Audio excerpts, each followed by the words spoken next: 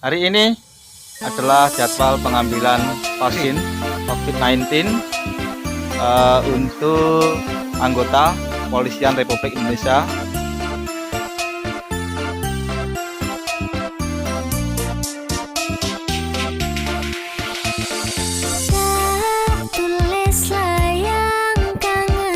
Ini adalah perjalanan kita menuju ke Kecamatan Bangkunat, tepatnya ke Puskesmas Bangkunat Belimbing.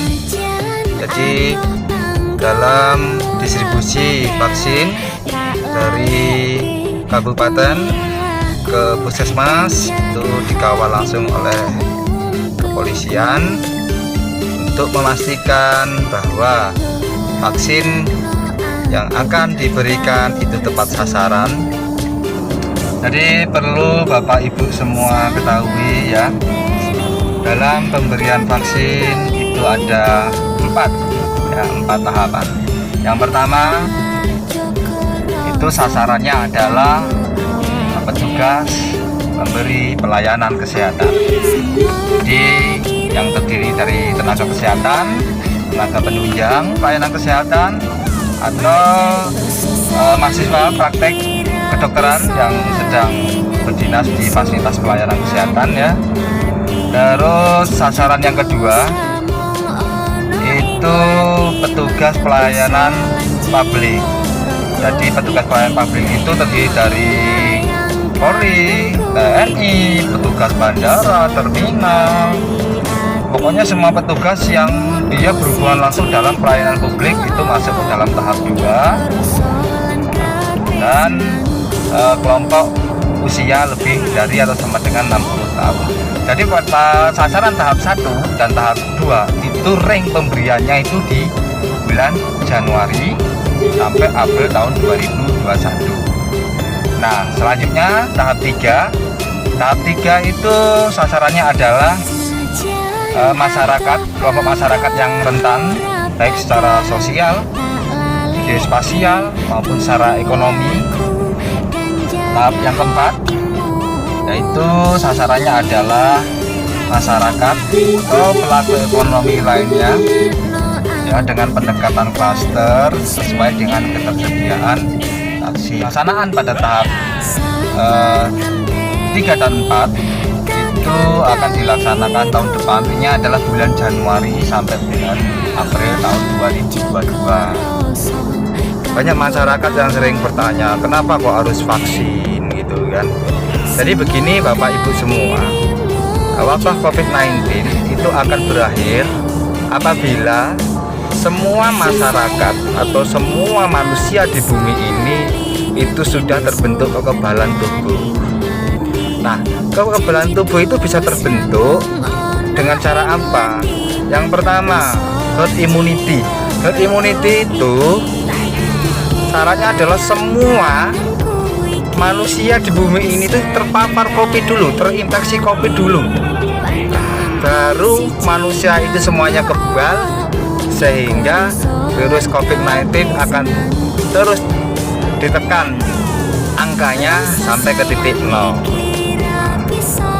Cuman kan kalau kita mengharapkan herd immunity, otomatis kita tidak bisa memprediksi berapa besaran biaya yang harus dikeluarin, terus kemudian berapa nyawa manusia yang bisa bertahan, dan dampak sosial yang lain gitu. Dan tentu membutuhkan waktu yang lama. Sedangkan percepatan ekonomi itu harus segera dipacu. Tidak boleh kita berlarut-larut terus dalam situasi seperti ini, melumpuhkan ekonomi, melumpuhkan kehidupan sosial, budaya, dan lain-lain. Maka dari itu vaksin COVID-19 adalah usaha yang paling baik untuk penanganan wabah COVID-19. Jadi vaksin itu adalah isinya virus COVID-19 yang sudah sangat dilemahkan. Kecil kemungkinan virus tersebut akan menjadi kuat di dalam tubuh, terus kemudian menginfeksi manusia. Setelah dimasukkan ke dalam tubuh, badan kita akan terbentuk antibodi, sehingganya apabila nanti ada virus COVID-19 yang masuk, tubuh kita sudah punya memori, sehingga proses penanganannya pun menjadi lebih cepat, gitu kan.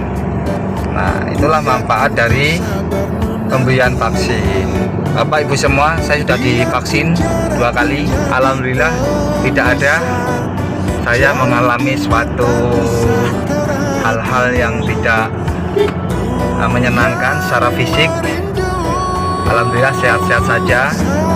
Kalau habis divaksin paling dampaknya ya pegal, namanya disuntik di lengan kan otomatis pegal. Terus juga vaksin COVID-19 juga halal. Silahkan dicari sertifikat dari MUI. Kenapa kok dipilih Sinovac? Kenapa nggak vaksin yang dari Jerman? Jadi Bapak Ibu semua ya,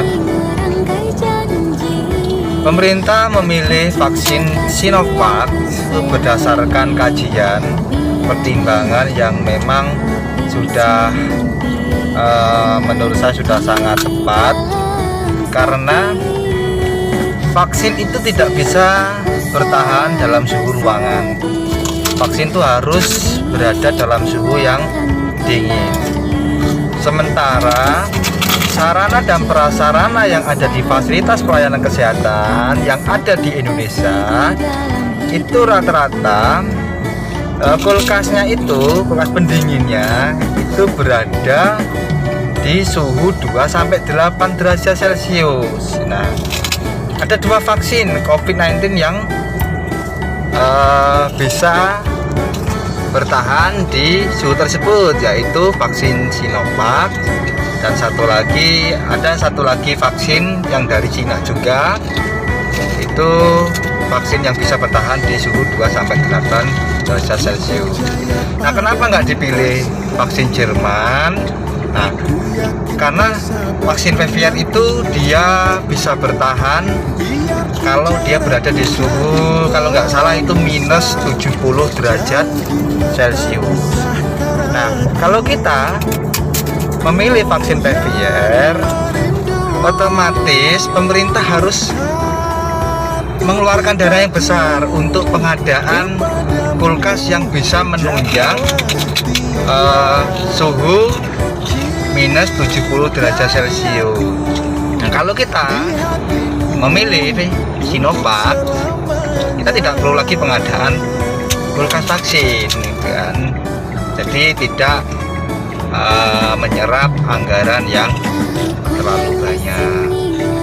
Prinsipnya pemerintah tidak akan mungkin menyelakakan atau membunuh warganya.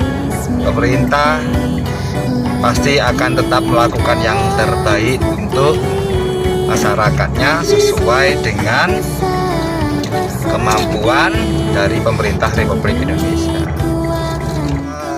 Kita mau masuk ke perbatasan Kecamatan Tambunan.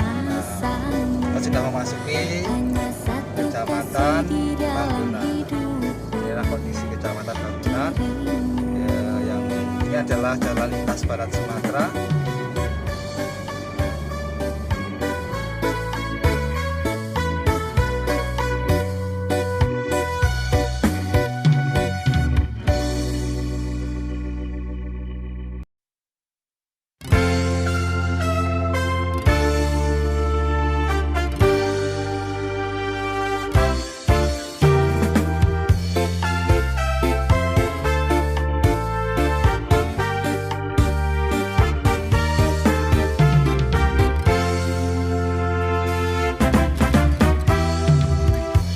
Panas goreng pisang.